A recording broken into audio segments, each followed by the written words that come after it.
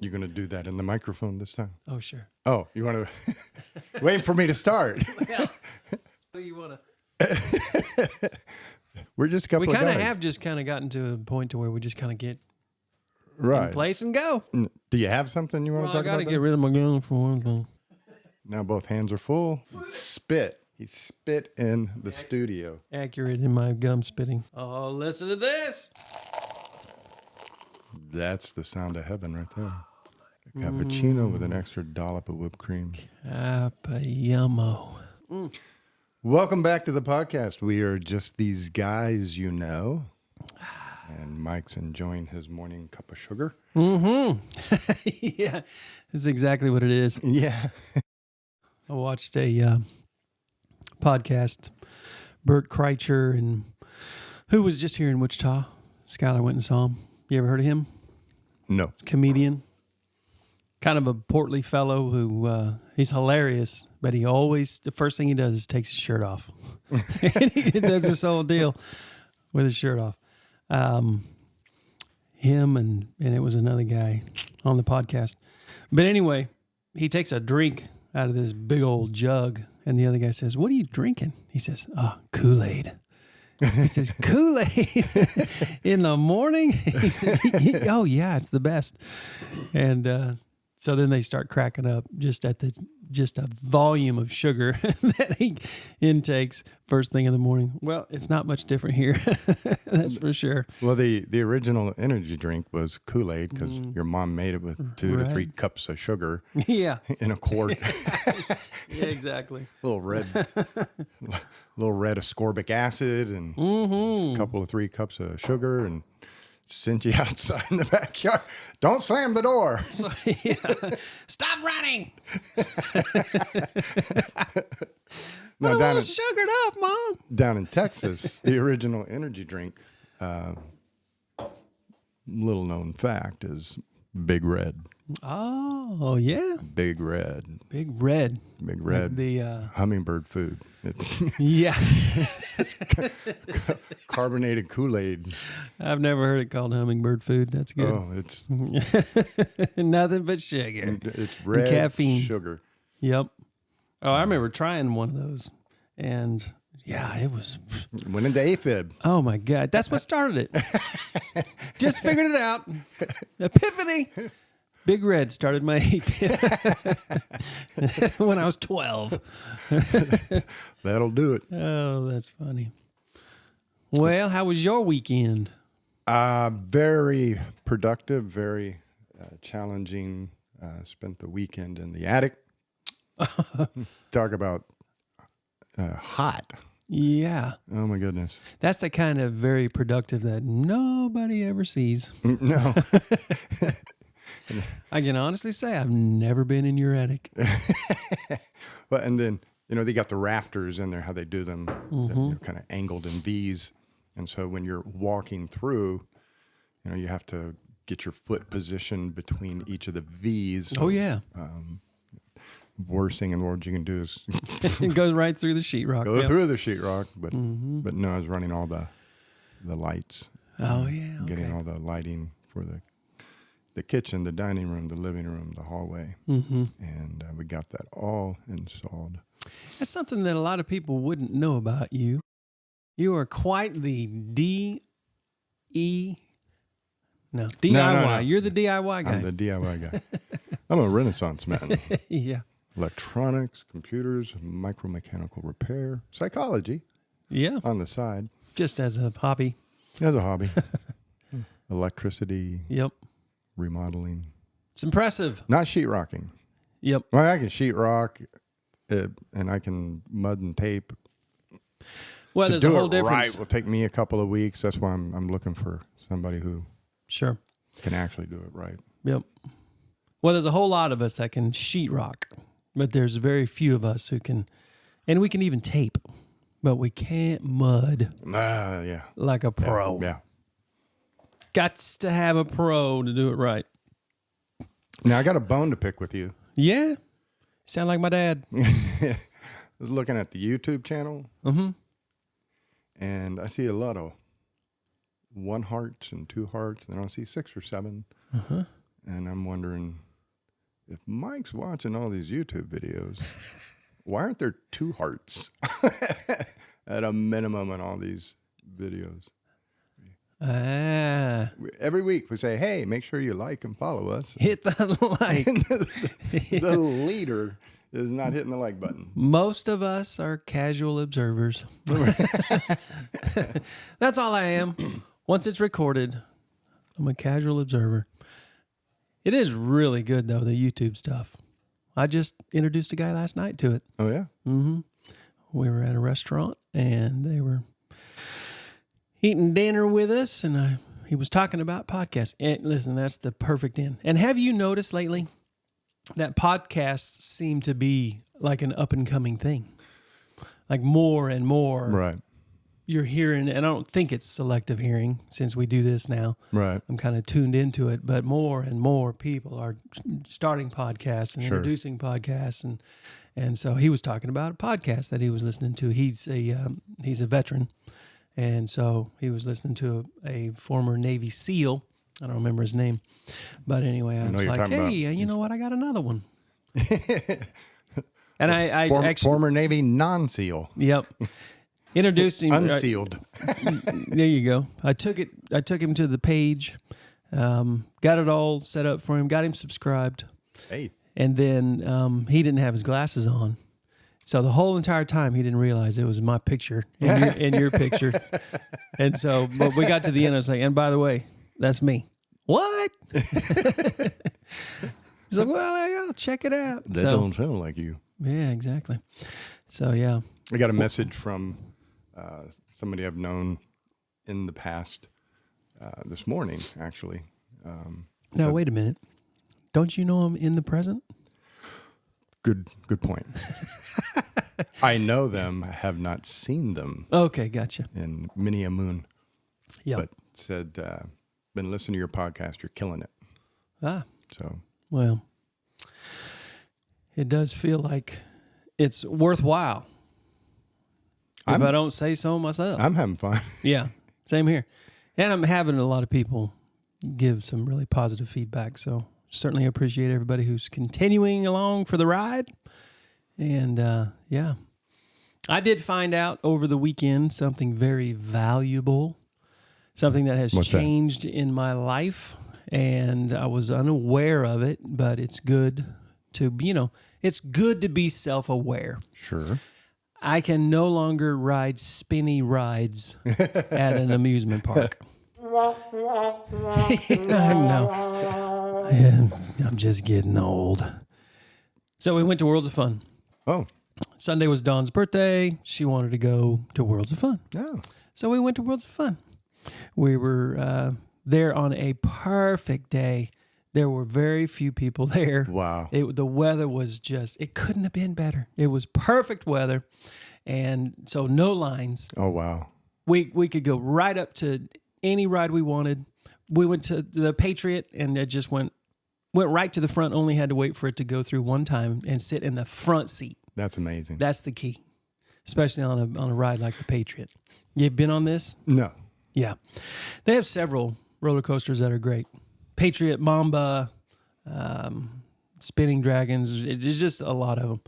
But the whole spinning thing, can't do it. I used to make fun of people who got sick when they would spin. And, I would think to them, what? That's nothing. That's me. But not anymore. I cannot spin. They got another ride that goes up 301 feet. They had to get that 1 foot in there. 301 feet straight up. And you sit, all you do is you sit in a chair like a swing and it turns and it spins around and then it starts to tilt out. You're 301 feet up. It's a great view. You can see a ways from 301 feet and it spins you around. I didn't think that thing was ever going to stop. When you're a kid, most rides like, it's already over. I was like, these things got to stop. Well, and the thing with when you get nauseated on a ride like that, that stays with you for a couple of days. Yeah. Not just 5 minutes and you shake it off and go to the next one. Yeah. Once you get that nauseated motion sickness, it's a day. Yeah. And I've never really. And it's hard to smile through that. It really is. It's hard to fake it to make it. I have never had that as a problem. I'm a little embarrassed, but I'm also a little old. So, Well, I can't help you out there. yep. I've always had an issue with motion. I was in the Navy. I had issue with motion sickness. Is that right? Yeah. Do you get car sick? If I'm in the back, but rarely am I not driving. So This is really good, Doc. I'm sitting over here just enjoying the heck out of it. You're welcome. The cappuccino. You're very welcome. And the conversation. We can thank all you. these. Yeah. So tell me what this is all about. What's up with the gummy? Oh, it's not a gummy. It looks like a gummy. It's just a lozenge that helps saliva moisten. And you meant to have this out here? Yeah, I just brought it for you in case you wanted to. Oh, okay. But you ran in here, jumped right on the microphone, Oh, started yeah. shouting into the podcast. I'm so anxious. And that's a masseuse that does a really good heavy duty. This episode brought to you by Under Pressure, licensed massage therapist. 10,500 West Maple. Yeah. Just does a great massage. Heidi Burton. And Do you go see her, or does Tish go see her? Nobody does. You're just You're just wanting me to go check it out. Found that card at a restaurant. They paid $5,000 to be on the podcast. Yeah. Oh, okay. Well, that's great. No, Tish bought me I'll plug him again. birthday present. She bought me a massage. And so cool. I went, Yeah. and this was a good massage. Now, deep tissue type of deal. Yeah. You like that? Yeah. See, I'm pretty wimpy when it comes to the deep tissue stuff. Dawn, she can. They will put their elbow through her body and touch the table on the other side. Me, I asked for medium, and there were points where she reached almost my safe word. Yeah. Apricot! Apricot! Right up to the edge, and then Because she's good. she's good. Yeah. It was a good, like athletic massage. Oh. I had kinks and knots in my back, crawling around in the attic. Mm-hmm. A lot of kinks and knots and just tight spots, and she worked them out very well. That's awesome. Thought I would share that with you. Yeah. It's hard to find a good masseuse, Sure. and she didn't talk. Can I just tell you right now, it's also hard to find a good hair stylist, barber, whatever you want to call them, because the good ones who know how to cut don't talk. That's my deal. Right. And I don't have one person that I go to. Like I don't think I've gotten my hair cut twice by the same person in all these years. Really? Not twice, maybe twice, but by accident. Not because I make an appointment or anything like that. I don't make appointments. I go where it's not necessarily cheap, but where I don't know them. So I don't have to have a conversation. Dawn, she's had her hair done by the same friend. She's not a hairstylist. She's a friend who is a hairstylist because she's had this done for 29 years. Same lady. That's amazing. That's all they go for, other than getting her, is the conversation. I don't go for the conversation. Zip it. Yep. It's interesting that you say that. It's awkward Right. to have to Well, haircut, I don't mind too much a conversation as long as I know they're paying attention to what they're doing. yeah. I hate it when they're talking and then they're looking around and looking down in your face. Like, are you on my hair? It just, of course, it's not anything I've had to worry about for 3 years now. Right. But yeah, you're right. If they're, this, pay attention to your job. But a masseuse, for me, part of the experience is the relaxing. Zen moment, the music, the low lights, Yes. and then when they're working those knots out and you got your face in that donut and you're crying. Yep. I don't want anybody talking to me while I cry. Yeah. That is definitely That awkward. elbow digging into the back. So, did you see the Steelers this weekend? Yes. Don't tell me. I recorded it. Well, you'd be proud of me. I watched the game. During the game? During the game. Whoa. All the way up till 10 p.m. And at that time, what was the score? The Raiders had just scored their first touchdown Yep. in the last 4 minutes of the game. So they were down 8. Okay. Down 8 Gotcha. with 4 minutes to go, 10 o'clock. I'm like, this is the perfect time to turn it off right here. Yep. But you recorded the rest of it or no? Don't even mess with it? Again, YouTube, it's Ginsburg. Yep. Got it. You woke up the next morning, figured out they won. He turns it into one of those NFL films kind of highlight moments deal where he does such an excellent job editing Oh, yeah. the Steelers videos. I sent you a link on one. Yep. You got a chance It's to watch cool. it. Yeah. It's very cool. Yeah. It's not what you would expect in watching highlights of an NFL film. It's like, Right. Yeah. It's like like the NFL network did it. right. It's like a small documentary movie. Yeah. I mean, it's great. Yeah. It's cool. But so, yeah, I just wait for that. Good weekend, though. Chiefs won. Steelers won. Lions won. Kelsey's Colorado got a girlfriend. lost. Yep. Kelsey's got. So we're starting a brand new series this week. And I have Kelsey's to got a admit, girlfriend. I'm struggling with it a little bit. But I'm also, I'm enjoying it. I'm enjoying, I guess, the struggle. Because we've never really done anything like this. And it's titled, What Would Jesus Say To? And first week is Taylor Swift. Ah, So the 4 weeks we got coming up, we got Taylor Swift, we got Deion Sanders, we got Patrick Mahomes, and we got Donald Trump. What would Jesus say to? you heard it here first. Yep. So These guys are going to be in the church. right. Yep. So now all I got to figure out is, okay, what would Jesus say to him?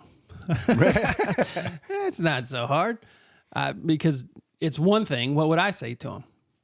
Or what would anybody, want to say? But what would Jesus say to him? So it's interesting.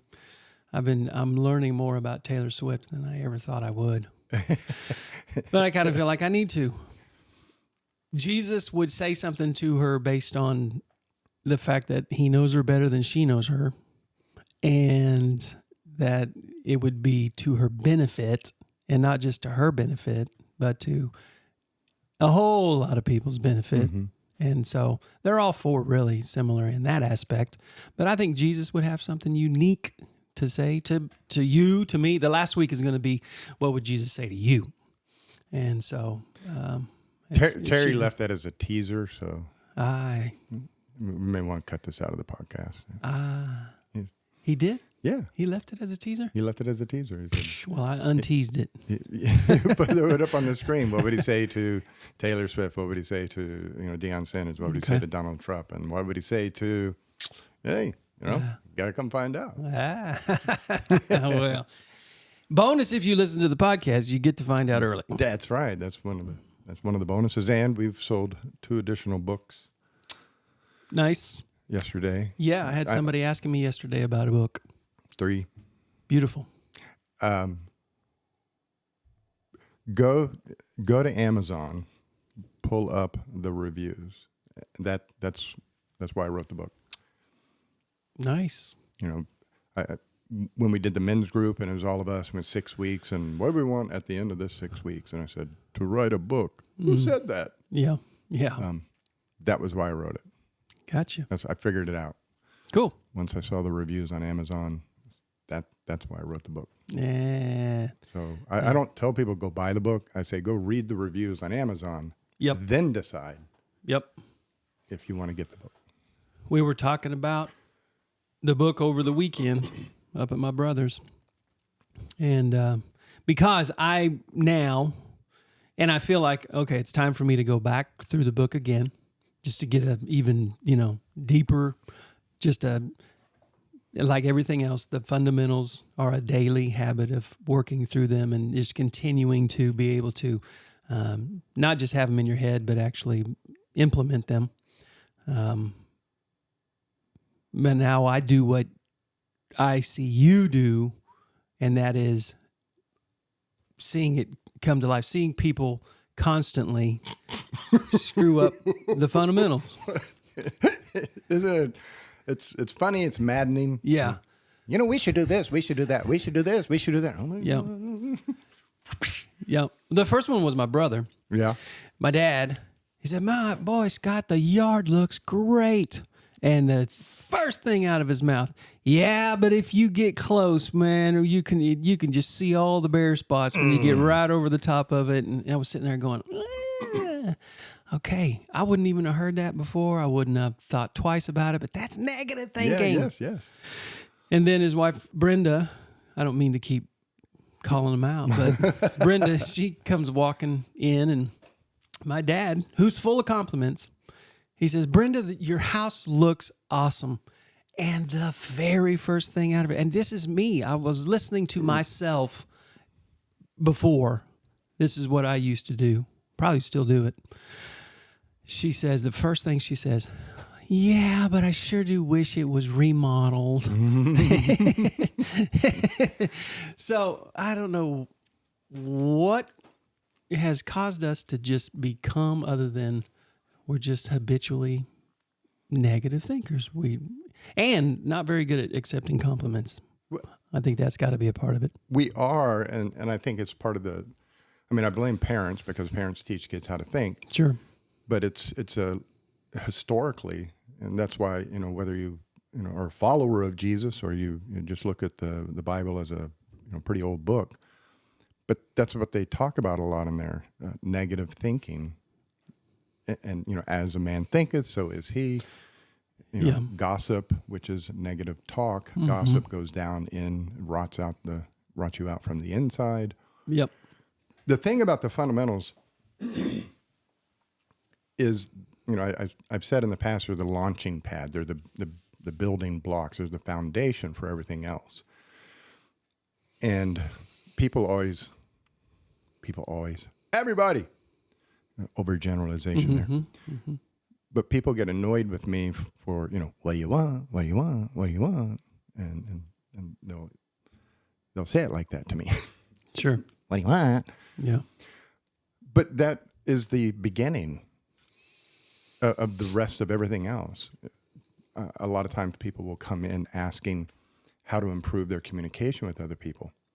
And instead of talking about conflict resolution skills or solution-focused conversational skills, or how to, take turns in having a conversation, how to feedback what you're hearing from the other person, first thing we do is work on a couple of fundamentals, and one of them being shoulds versus want. Sure. Because once you get that in your brain, the starting point, and I will tell people, this is my litmus test for whether you're done with therapy or not. Ready? I'm gonna test Mike right now, see if he has passed therapy in the last 33 episodes. Test question. What is the most important question ever? What do I want? Boom. Nailed it. He's giving a fist pump right now for the listening audience. I always in forget. Podcast land. Yes. Yeah. Because if that's in your brain, then everything else will flow naturally from it. So because most arguments are about what the other person should not be doing. Yeah, what that's they right. should not have done. And if you're thinking they shouldn't have said that, or they shouldn't have done that, or they should ask this, or I shouldn't have to ask them to do that, they should know.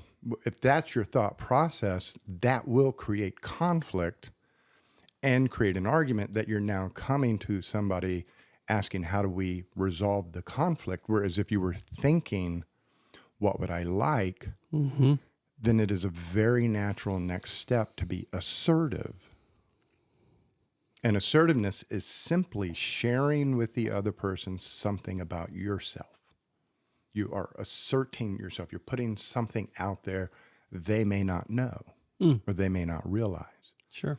So, if I come to you and say, hey, I got a joke about 3 nuns in a bar, and you say, I'm not real comfortable with religious humor. I might jump back, hey, sorry, didn't mean to offend you. Mm-hmm. Why did I jump back? Why did I throw my hands out? You didn't say anything about me, or Sure. I didn't say anything about you. I told you what I'm not comfortable with, Mm-hmm. and that is sharing information with you you don't have. Once I share that, it's like sharing a boundary. This is something about me you don't know, and as soon as you see where I live, I'm not comfortable with religious humor. You stop at the edge of the fence, at the edge of the yard, and back up. Mm-hmm. Now, I didn't say a word about you. I'm telling you about me. And so being assertive is telling somebody something about you. You bet. And that's where it becomes very natural to say, if you're thinking, I would like to go to the truck show this weekend. Hey, you want to go to the truck show this weekend? I'd like to go. It's that simple. If you're thinking about what you would like and you're in this living in this world of I control me, myself, and my selfie, or what was your me, my selfie, and I. If I control what I think, what I do, what I feel, and I'm thinking I would like to go to the truck show, why would I sit back and wait for you to figure that out and ask me? Yeah. And when you're not, why would I then ask you some left-handed question like, so, I heard there's a truck show in town. Were you thinking about going to it? I saw a comedian, and this stuff is true. There's truth in humor. This comedian was talking about he got up that morning, got up that Saturday morning, put on his golf pants, put on his golf sweater, picked up his golf clubs, and started towards the door. And his wife said, so, are you thinking of going to golf today? I'm like, what? What gives you that idea? Yeah. And he broke down on the stage. Just what do you want? What do you want? Just tell me what you want. Yeah. And I'm thinking that's fundamental number 2 right there. Fundamental number 2, 3, instead of reading other people's minds, what do you want? Yep. And so the fundamentals they're not the solution per se. They change your experience of life, and they get you set to move forward in life. Mm-hmm. And even if you got something, nagging you in the past, how you think about the past is what's keeping it alive as a problem, and learning to think differently. Then you point that at the past and you think differently about your past, which then allows you to incorporate it into your present and begin to build a better future. You bet. So yeah, it's great to go over the fundamentals. I'm glad to hear that you're hearing them in other people, because then, oh goodness. Well, yeah, and obviously still got a long way to go in terms of myself, but I feel like I've experienced a lot of progress, and I'm really starting to be able to take it and suggest to others how to help. As you were talking about that, I was thinking about these invites that we have to church, and I was thinking about how often I can hear even myself in the past saying something like, hey, I know you probably have other stuff that you're doing on Sundays, or, I know you've probably had a bad religious experience, or, always coming at it with a negative. Instead of being like, hey, if you want to check out the best time that you can spend with your time, the best experience on a Sunday morning, come check it out. Grace Point Church. That is exactly how to approach it. Times are right there. You will love it. Boom. All positive. I want you to experience that. So that's the difference. That's the difference. And it makes, you've talked about self-fulfilling prophecy. It makes it, life changes. Right. Again, Jesus never asked us to change our behavior. He asked us to change how we think. And so when we change how we think, that's what changes our behavior. And so nobody should expect their behavior to change until this changes. And he's pointing to his skull. Yeah, and he be says, renewed. with the transforming of your mind. And so, yeah, no, it's such good stuff. And again, on the podcast, for whatever reason, I haven't gotten this down pat. Is it 10 through 19 episodes? Yeah. On the podcast, episode 10, because I remember this, is not the official start of the book, but Sure. we start looking at the origins of the Yep. four fundamentals. And, Yep. and so 10 through 19 covers everything in the book. Okay, good. 10 through 19. So yeah, if you want to just listen to 10 through 19, you're going to get a lot of good flavor. You're going to get a lot of the basics kind of given to you in your ear. And hopefully that prompts you to go get the book, which then you can kind of refer back to it every day. And in the back of the book, a little pro tip is a summary of the four fundamentals that if you screenshot it and print it out, hang it on your fridge, hang it on your mirror in your bathroom. And it comes in hardback. Comes in hardback. Woo! Got a picture of Ryan. the awesome Ryan on the back. Best son ever. But yeah, it's a super easy read. It is one of those books that if you have it sitting close by, it's just easy to reference. I've taken mine and it has turned to yellow with highlighter. And so, but I need a hard copy. But you can order this on Amazon, right? Correct. Amazon, Barnes & Nobles. Yep. If you're in Wichita, you want to swing by my office, you'll get a discount. And you'll get it that day. Oh, yeah. It was right out of the gate, somebody, Paul, who we had done the group with. And, Yep. And he has the decision-making, Right. how to make bad decisions. Yep. I remember that. Yep.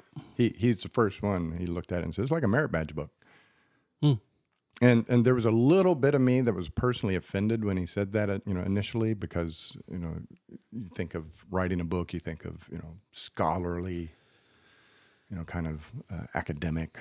And then I thought about it for 30 seconds. I'm like, he's right, because that's what it was intended to be. It wasn't intended to be some tome that you sit and study, and at the end you suddenly know everything about psychology. I wanted to give people 4 basic skill sets that in a language they can understand and in a format where they can work on it every single day. Mm-hmm. So a merit badge book is exactly kind of what it is. We were talking about assertiveness earlier. I went to a seminar to support, actually it was a speaker who came to our seminars and a guest speaker, and they spoke about parenting. Okay. And great person, great speaker, great, parenting coach kind of person. But I noticed he spent 45 minutes on one assertiveness skill.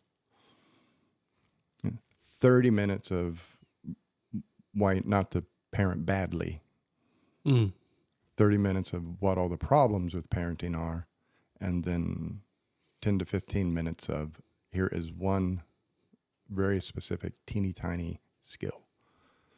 And that always frustrates the heck out of me. I know I'm a bad parent, so let's get to the skills. Yeah. I know I'm anxious, so let's get to the skills. Yeah. But for whatever reason, speakers, authors, pastors, video producers, if you watch anything on stress, anxiety, depression, there will be that perfunctory preamble of 30 minutes of why it's bad to be stressed. They're like, I know that. What's the how to not be? Yeah. That's the part I'm after. Let's get on with the solution. And so that's what the book was intended to be. So yes, if you sit down, you can read it in a couple of hours, 2-3 hours. Mm-hmm. It's only 100 pages, but hopefully as you're trying to fly through the book, get it done, you'll start to realize I may need to back up and, start. It's like the guy who goes to the gym and runs to every station and does like 2 or 3, lifts at every station. And 15 minutes later, he comes out. I did bench press. I did legs. I did chest. I did arms. It's like you weren't in there 15 minutes. That's my workout. I try to get in there and get me a good solid couple sets of bench or whatever, and then straight to the hot tub. Where I try to spend most of my life mentally in the hot tub. That's why I need a trainer. The book is kind of like a trainer. It's good exactly. stuff. Good stuff. Got a big week ahead? I don't ever think ahead. That's part of my problem in life. Me, same here. Frustrates the heck out of people in my life. Yeah. I'll tell you what I did do. I woke up my entire neighborhood yesterday. Yeah. How'd you do that? I knew I was going to, but to have it confirmed was secretly kind of nice. Yeah. But I pulled the chopper out, Oh. the black chopper Yeah. with the 12-inch drag pipes. And I found a mechanic that I was wanted to take it to and have them just kind of take it apart, clean it up, rebuild it, make it operationally functional again. And so I rolled it out at 6:45, 6:50 in the morning. On Saturday? Monday. On Monday, okay. No, So yesterday. would have liked to have done it Sunday morning. Yeah. Well, everybody's sleeping in. I know some people get up early to go to work, but it's funny because a few doors down, my mother-in-law was always talking about how one of the neighbors in the neighborhood had a Dodge Charger, and they would start it up in the morning, and it was loud. Well, it was street legal from the factory Dodge Charger loud. And this wasn't you? No, I don't know. No. What was the purple car you had? Oh, well, that was a Charger, but that was not street legal in any way, shape, or form. And, Gotcha. and that, like the motorcycle, was take your breath away, traumatize you loud. And that's what happened yesterday morning. I got out there in the driveway and I started that chopper up. And I'm imagining what's happening in 18 houses around me. Sent the neighborhood into AFib. And when I came home in the afternoon, one of my neighbors said, "Did you start your motorcycle this morning?" Yes, I did. Hey, jerk. I mean, Lance. And then the mechanic, when I pulled up, it's cool. He's a shade tree mechanic. He's got his own garage at his residence. So if he does good work, I'll brag about him on here. Yeah. Well, the jury's out right now. Right. But pulled up in front of, went down the street, pulled up in front of his house, but his garage is over behind the neighbor's house, his neighbor's son. And I pulled up, his wife came out the front door, killed it, and he comes from 2 houses down. I heard you coming down the road. A mile away. It is just stupid loud. I've started it up like downtown and had looked and saw people on the sidewalk just freeze. Yeah. Because they thought a building was falling down or something. Now, didn't Harley originally do that on purpose? Is there something in the muffler that you knock out? Does it come from the factory like that? My bike? Yeah. My loud? bike, Does my it come bike out of the has no factory muffler. loud? So you just take the muffler off.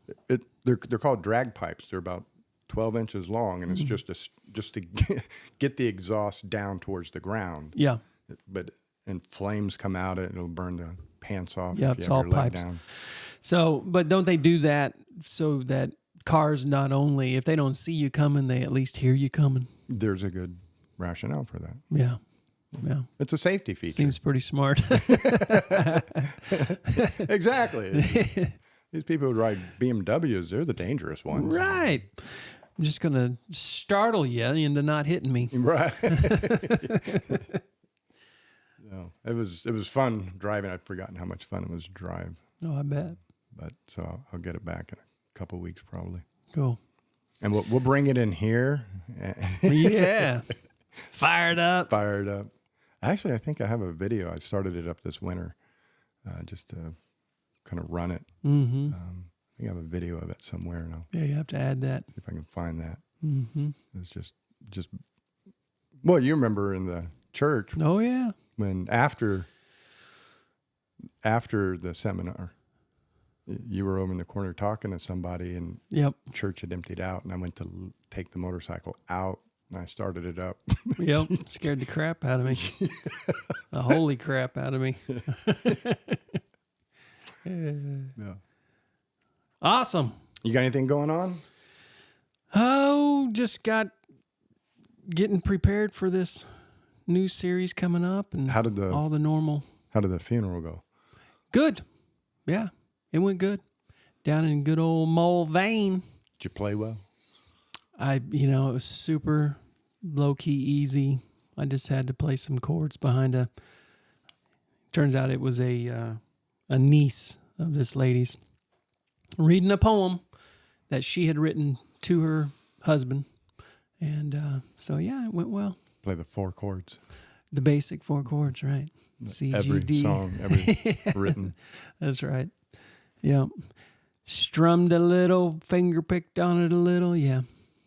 All of like 45 seconds. So hauling the guitar down there was the most work. So yeah, it was good. I mean, for a funeral.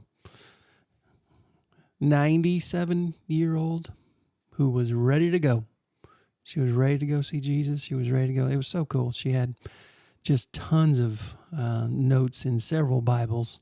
That was what was so refreshing, was that you just knew you were celebrating someone's life who is experiencing more life than ever and is in, paradise, just reaping the benefits of a faithful life. My brain, random questions. Yep. We're studying the Bible. The Bible says to study the Bible, meditate on it day and night, yada yada. Yep. Paul, though, who was the perfect Jew, on the road to Damascus, he had his come to Jesus moment where he got zapped. Paul, why do you torture my people? Got knocked off his high horse and was given so much insight and knowledge in that moment, to be able to turn around and then spread the gospel. And he says, there's so much more here that I can't even explain to you. So my question was always, well, when I get to paradise, will I be given all that knowledge? Once I'm in the show, will I be like Paul? Will it suddenly become understandable to me? Will I know everything at that moment, or is my understanding in paradise going to be dependent on how much I study the book now? Mm-hmm. Well, I actually think that between the time that Paul was knocked off his high horse, blinded, Jesus is saying, "Why do you persecute me?" And then sent on to Damascus. I think in between that time and when he was actually out and giving, doing his missionary journeys and leading in the church, I think there was some years between. And so there was some time there where he was learning and he was being trained up and he was taking all of the skills that he had spent his life developing, but now for the ultimate, the cause. Instead of the cause of, trying to stop it, he was now wanting to move it forward the Christian way. And so, even for him, it wasn't just all, an epiphany and boom, he knew everything he needed to know. I think I certainly do look forward to, in my mind, paradise is a time where we get to sit around and we get to have the full picture. We get to experience all of that we've only read about, that it'll just come to life. We get to hear from whoever we want, really. Right. But to be able to sit at the feet of Jesus and just first hand, like he's just right there in front of us, is going to be pretty amazing. Pretty amazing. It's going to be okay. It'll be all right. Yeah. Nah, it's why I have the hope, that I have. It's why, and I think the combination of being involved in so many funeral services, and that, death is such a part of just the regular experience of being a pastor. Man, I do not fear it. There's still things that feel like it would be left undone if it happened now. Right. If in hearing a few heartbeats, my heart decides to stop, there are going to be some things left undone, but I don't fear it. And I look forward to that whole experience. It's going to be something else. It's amazing. Mm-hmm. Mm-hmm. And I just want as many people to go so we can hang out for eternity. So if you're still here listening, if you made it this far, then you're obviously enjoying something. Or just crazy bored. So come see Mike on Sunday mornings at 9 a.m. and 10:30 a.m. It gives you plenty of time to make the second sermon, get out, relax, go get ready for the game. You can even watch online if you're not in the Wichita area. And if you're not in the Wichita area. At GP Good People, GP Grace Point, GPWichita.com. Not all those together. Right. Just GPWichita.com. I'm going to scroll down where it says Just watch live. Yep. Click on the watch live. And if it's Sunday morning, you can actually watch it live. But Yep. if you're listening to this on a Wednesday night and want to hear more from Mike, do that exact same thing. Go to gpwichita.com, click on watch live, and then you will be able to view previous sermons that were posted. Absolutely. And then on the YouTube channel, there's a small section of brief bits of Mike's past sermons. And I have one that I've been reserving. I've been holding on to. I haven't put it out there yet. I have 7 or 8 more mic drops and minutes with Mike to go. But I have one that I've been holding on to that I did let you preview and approve. But it's Mike's best sermon ever. Boy, I'd like to hear that. You already heard it. I'm hoping that's coming up. You said it, and then I let you preview the best video, is yet to come. And you don't remember. Just a story of our life. Yep. It's true. All right. Thank you, Doc. Thank you, Mike. Thank you all for listening. We will catch you next week. We are just these guys, you know. He is Mike. I am Lance. Have an awesome week. See you.